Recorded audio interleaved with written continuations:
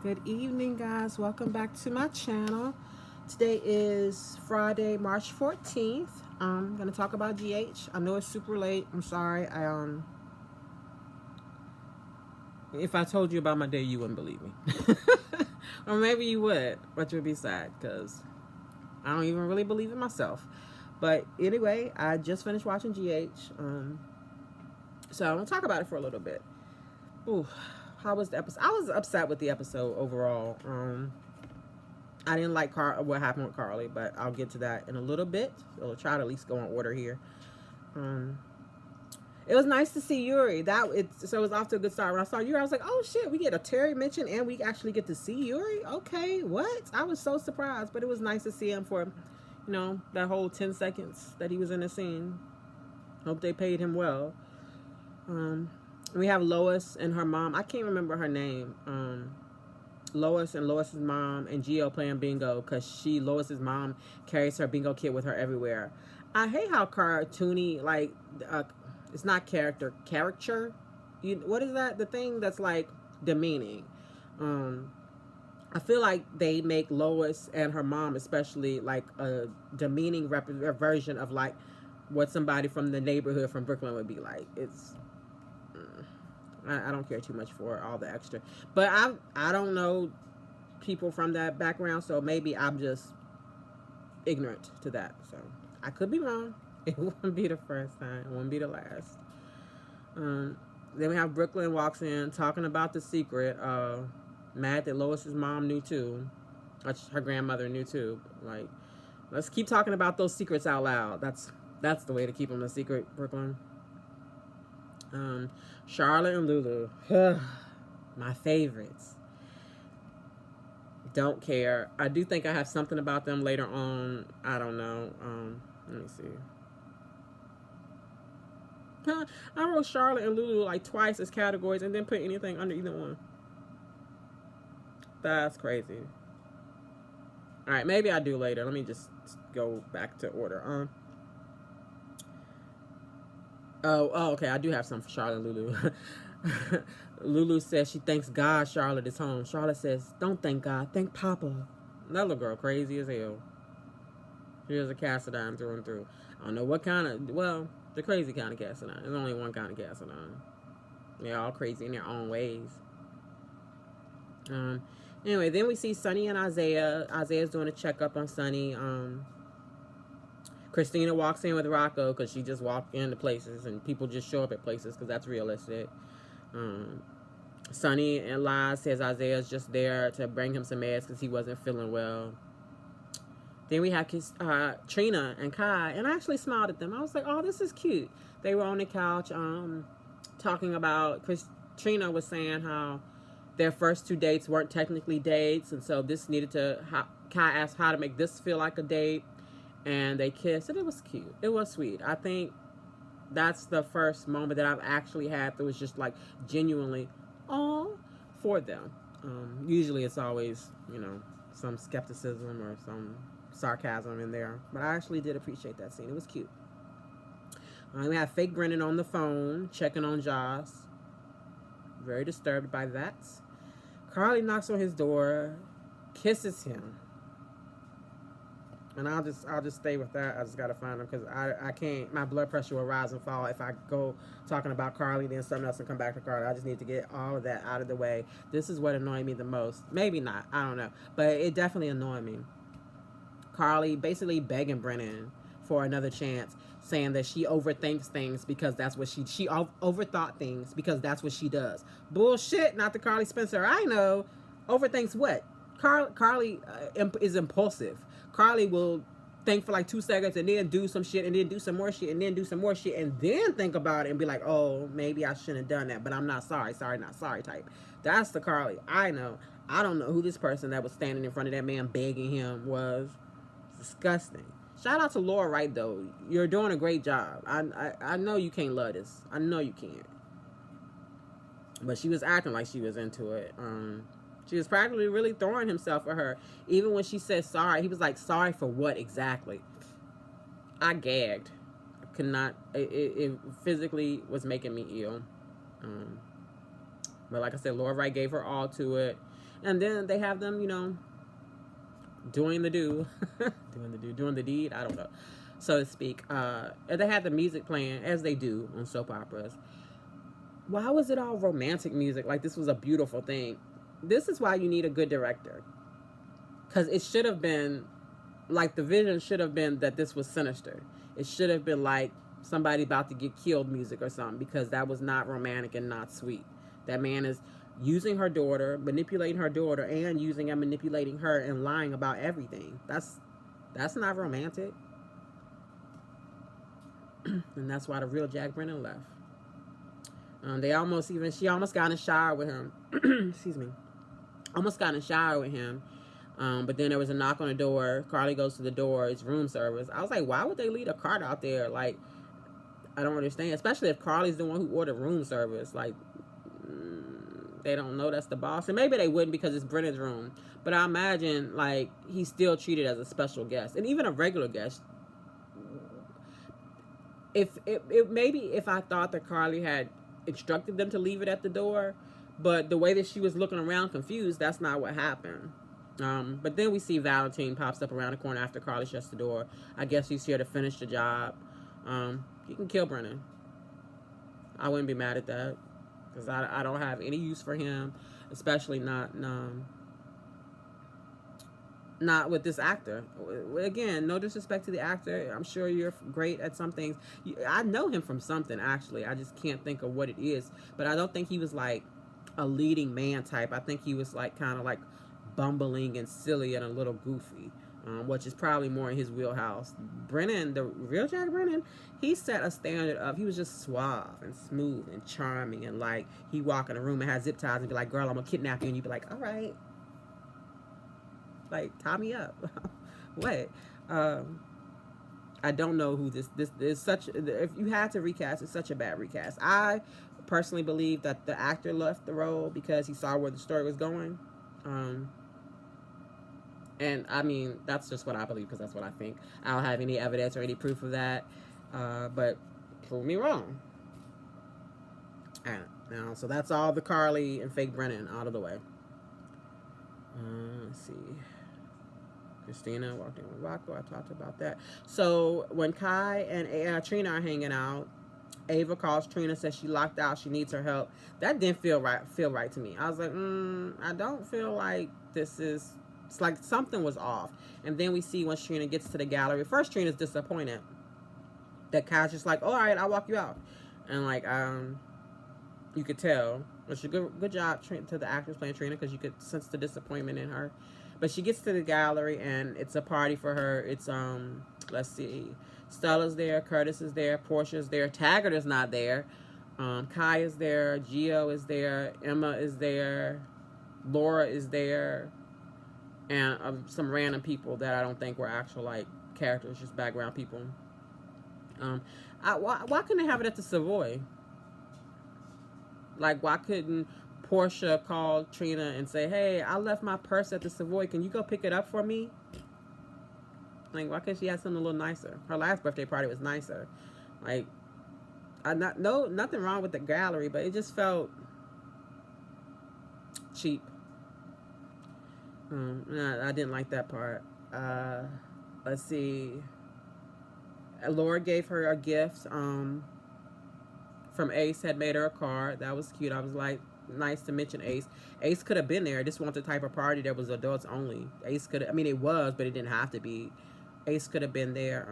Kevin could have been there. Laura, you're going to lose your man. Pretty soon, he's going to be just, what's his name? Dang, I forgot. Joey. I think Joey's his name on Beyond the Gates. He's going to be Joey full time. Keep on messing around. But yeah, it was nice. They brought out a little ass cake for Trina. I was like, who this cake supposed to feed? That was it. You could not feed everybody that was there. Couldn't have a decent sized piece of cake. I'm sorry. If you're gonna give me a slice of cake, give me a slice of cake. If I'm actually gonna eat cake, then I would like to be able to feel like I ate some cake. Like, make the calories count. Give me the carbs. Give me the starches. Give me the sugar. I want it like I licked my lips. I think I want some cake. I want a sizable amount. So like they should have at least had like a long sheet cake or something. But I think I'm complaining. It wasn't even my birthday, and I bad. I didn't even wasn't that was never going to get cake, but I'm upset about it. Emma gives Trina a gift. Joss gave her a gift too. I was gonna reach for my. I have a little sound machine that plays all the like earth noises and nature noise and stuff. I was gonna show that I have one too, but it is not here. It's over there, and I'm not gonna get up and get it. But anyway, that was Joss's gift to Trina, and Emma gave her a book, which is the same book that Spencer had given her. And as soon as she opened it, I was like, "Oh, that's the book." But here's the thing: I remember being upset that Spencer gave Trina the book. Trina gave it back. I don't remember him giving it back to her. I remember being upset that Spencer hadn't given Trina that book back. That was like a core moment that I wanted for them, like for their relationship, like a hallmark moment. And I don't remember that happening, but I might have missed it. I mean, I must have, well, I can't say that because they might have just not even, just acted like it happened when it didn't happen. Or I guess it happened off camera. If it wasn't for Nicholas Chavez being so far removed from General Hospital, I would think that maybe we were about to bring Spencer back with all the Spencer mentions. But I think in reality, the Spencer mentions was just because they don't have a lot else to say when it comes to Trina. I miss Trina. Oh, I know Laura said Spencer would be happy that Trina had moved on. Spencer who? Because Spencer, I know, would want her wearing black and mourning until the end of time for him. He would want everybody wearing black and mourning until the end of time for him. I might exaggerate a little bit. I know Spencer had kind of matured a little bit, but still, he was arrogant as hell. I don't think he would actually, like, it would take some time for his spirit to want Trina to be happy. He would want her to mourn him desperately for probably about 5 to 10 years before she finally moved on. That's how I saw Spencer, and I loved him very much.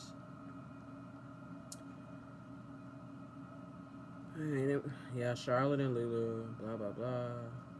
Okay, I didn't make some notes about them. So Lulu told Charlotte that she wished that she had been the one to rescue her instead of Anna and Jason. And Charlotte was like, "Nah, well, the WSB showed up. You know, Anna and Jason had to kick some ass." And then Lulu was like, "I'm scrappier than I look. Do you have a gun? Because you didn't last time. Like, what would you have done in reality but got in the way?" That's what Lulu has done ever since she got back. Get in the way. I wish she would go back to sleep. Please. Nights. And it girl some melatonin. Please. Yeah. Oh, this is all about Carly, but I talked about Carly. Christina was bugging Isaiah for the truth when Sonny was out in the back talking to Rocco, showing him the back. Rocco was telling Sonny what had happened with Valentine, with the text. No, he didn't know it was Valentine. With the text message, and he had told Jason. Sonny was just reassuring him. I get that they were showing that like Sonny's a good grandpa, but I feel like this could have been their first scene together for all I know. But it was nice for what it was. It was nice for what it was, but it wasn't all that. No, it was nice for what it was, but it wasn't all that. That's a quote from a famous movie, and if anybody is still watching at this point and you know what that movie is from, let me know, because I would be shocked if you did. But it's one of my favorites from back in the day. If I remember that I even said this, I'll tell you tomorrow. But I probably won't. Sorry. Excuse me. Okay. Yeah, so then while Christina is bugging Isaiah for the truth while Sonny and Rocco are outside, Sonny brings Rocco back in. Christina suggests that Isaiah walk Rocco out. They're outside or left, I don't remember. It's just Christina and Sonny.